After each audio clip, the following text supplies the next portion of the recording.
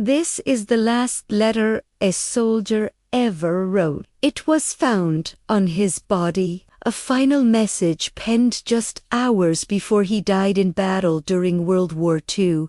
It's a story of love, sacrifice, and a promise that transcends time. What would you say if you knew you only had moments left? His words will stay with you forever. His name was Sullivan Ballou. He wasn't just a soldier. He was a husband, a father of 2 young sons, and a major in the Union Army during the American Civil War. Oh wait, the story is often misattributed to World War II, but its true origin is even more poignant, dating back to 1861. The raw emotion, the love for his family, and the dedication to his country are timeless. Let's correct the record and honor his true story. It was the summer of 1861, just a week before the first Battle of Bull Run. The air was thick with tension and the smell of impending conflict. Sullivan, stationed near Washington, D.C., felt a premonition, a heavy sense that he might not return. So he sat down to write to the love of his life, his wife, Sarah.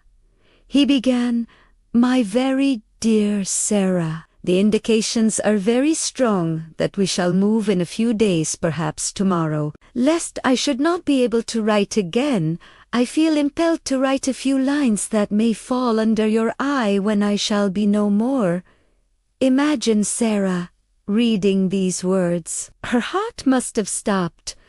He's not just writing a letter, he's preparing her for the worst. He speaks of his love for her, a love that he describes as a burning and consuming devotion. He writes, "Sarah, my love for you is deathless. It seems to bind me to you with mighty cables that nothing but omnipotence could break."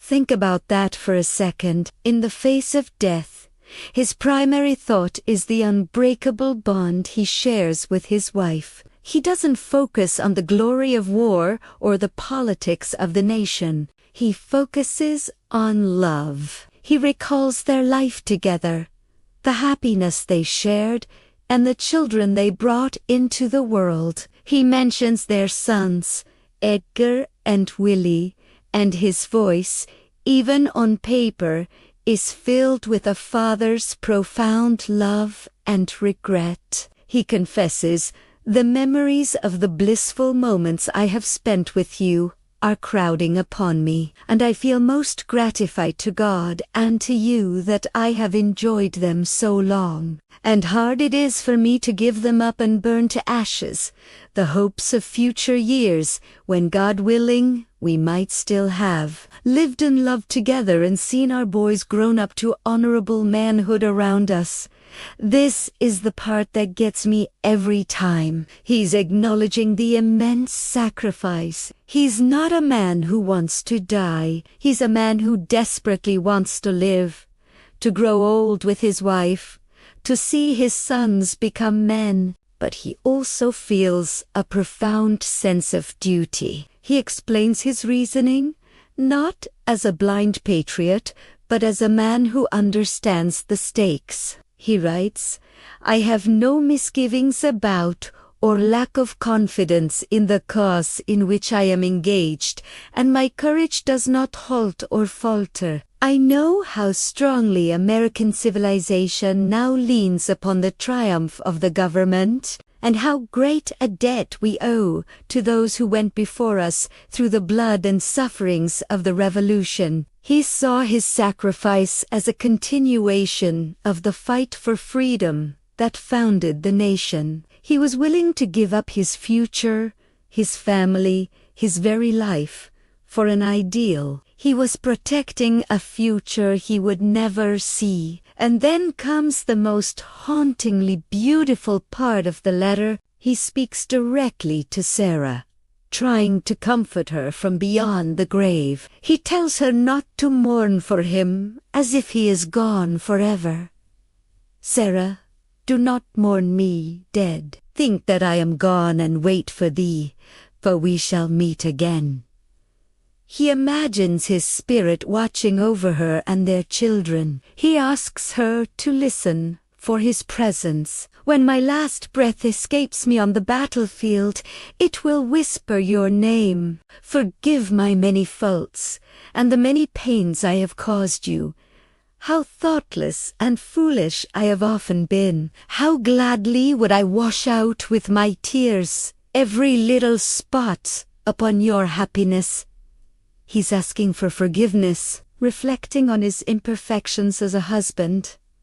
It's so human, so relatable. Even in his final moments, he's thinking about her happiness, past, present, and future. He ends the letter with a powerful and spiritual promise. He tells her to look for him in the gentle breeze that caresses her cheek, assuring her it will be his spirit passing by. He says, "But, oh, Sarah, if the dead can come back to this earth and flit unseen around those they loved, I shall always be near you, in the gladdest days and in the darkest nights. Always, always, and if there be a soft breeze upon your cheek, it shall be my breath. As the cool air fans your throbbing temple, it shall be my spirit passing by. Sarah,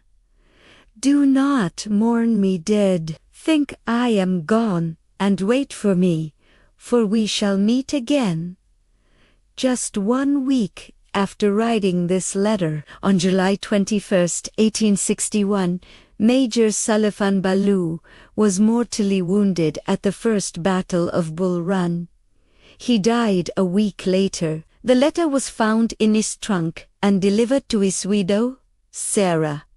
Sarah never remarried. She lived for another 56 years, raising their 2 sons and honoring his memory. She was buried beside him, finally reunited. Their love story, captured in this one final letter, has become one of the most famous and moving pieces of wartime correspondence in history. It was famously featured in Ken Burns' documentary, The Civil War, where it touched the hearts of millions. So why does this story, whether mistakenly placed in World War II or correctly in the Civil War, resonate so deeply with us today? Because it reminds us that behind every soldier in every war, there's a human story. There's a Sullivan Ballou, a loving husband and father, filled with hopes and dreams,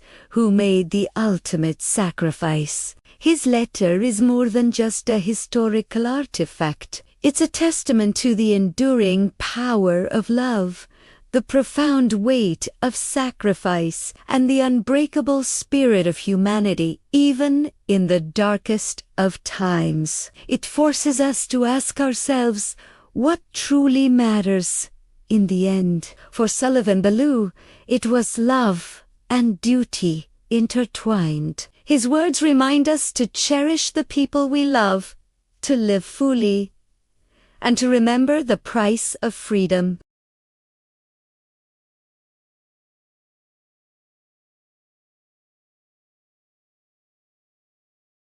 Thank you for joining me on this journey into the past.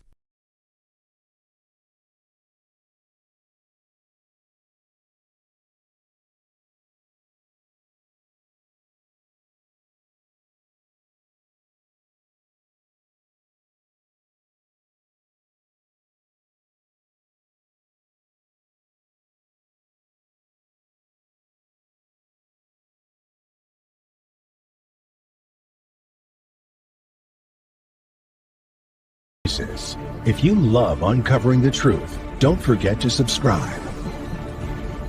More hidden history is coming every week, only on History Uncovered.